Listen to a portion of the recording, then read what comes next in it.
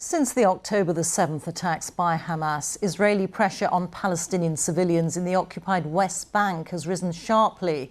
Settler attacks have increased and Israeli military raids have displaced thousands.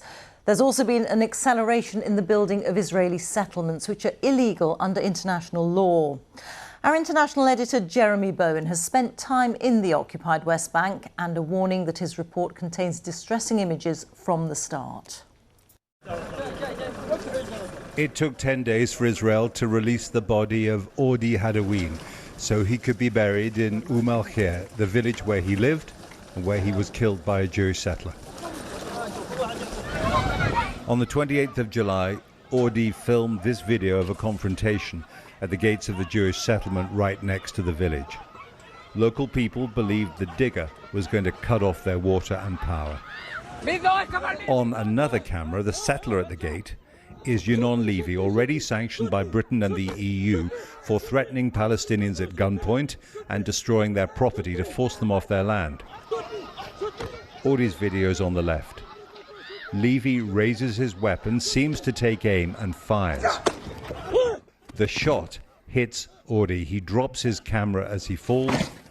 He died soon after. Levy pleaded self-defense to manslaughter and was freed by a sympathetic judge. Ordi Hadawin was a well-known Palestinian activist and journalist. His blood has been left where he fell, around 40 or 50 yards away from where the shot was fired. Family and village elders who gathered to mourn him said he took no part in the confrontation, filming, holding his 5-year-old son, Watan, who saw him die. They said 16 of their relatives were arrested by Israel after the killing. Unlike the shooter, some are still being held. Life is difficult. The Israelis are harassing our livestock and detaining people. They want us to leave our land and village. We are standing next to your brother's blood here. What impact will his killing have on the village? His death has left a hole in our hearts, but it's given us strength to keep fighting for our land. The violence started during work to extend the Jewish settlement of Carmel. The project continues, protected by Israeli security forces. Violence by Jewish settlers against West Bank Palestinians has increased sharply since Hamas attacked Israel on the 7th of October 2023. The United Nations estimates there are 4 attacks every day in the West Bank aimed at forcing Palestinians out. This little oasis was chosen by a local Jewish leader, Mayor Simcha, for our talk on the day of the funeral in Al-Khair. Today in Al-Khair, there's the funeral of an Arab guy. Thank God, he said. Religious settlers like Simcha believe God gave this land to the Jews. He is a happy man. The Palestinians, he says, have lost hope. There is still opposition to our presence in the land, but the enemy is starting to slowly understand they have no future here. Ask you and the people of the world, why are you so interested in those Palestinians so much? Why are you obsessed with them? The Palestinians don't interest me. I care about my people. The Israeli military, the IDF, is also putting Palestinian civilians under pressure. One example, back in February, as the army attacked armed groups in Tulkarem's refugee camps in the northern West Bank, soldiers cleared areas, Gaza-style, destroying civilian infrastructure. 6 months later, the camps are largely empty. Most of more than 30,000 Palestinian civilians the army ordered out of their homes across the northern West Bank have not been allowed back. Only a few have. This couple let us follow them home. She asked not to be identified. It was the first time she'd seen their home since February.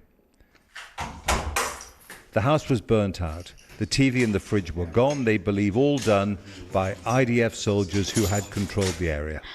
When I saw it, I thought, this isn't a house. It's a nightmare. I wish I was dreaming and hadn't seen the house like this. What did we do to deserve this?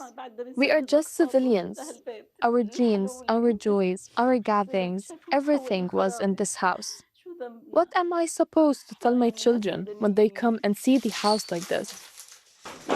Next to a new fence erected by Israel between the Palestinian village of Sinjar and the West Bank's main north-south road, Yehuda Shaul, a prominent Israeli opponent of the occupation, offered an analysis rare among Israelis, widespread among Palestinians, and increasingly accepted in Europe.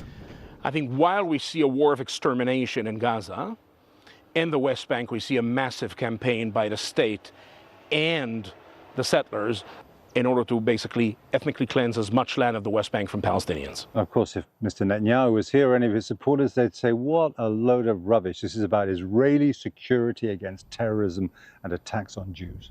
What do you make of that? If October 7 taught us one thing is, if you really care about protecting Israelis and Palestinians' life, you need to take care of the root causes of the violence. Which are? Decades of brutal military occupation, displacement of Palestinians in a conflict that is going on for about 100 years. Inside Sinjar, the mayor showed me where Jewish settlers killed 2 Palestinian men a month ago. One of them was a US citizen, like many Palestinians in this part of the West Bank. They attacked us in the morning, in the evening, in the night, and just to immigrate from here. And you're going to stay or you're going to go? We will stay. By the way, I have a green card from America, and my wife and my kids is American citizen, okay? But after I see this, I have a decision. I will stay here till I die. At some stage, the war in Gaza will wind down. These hills and valleys are still heating up. Jeremy Bone, BBC News, on the West Bank.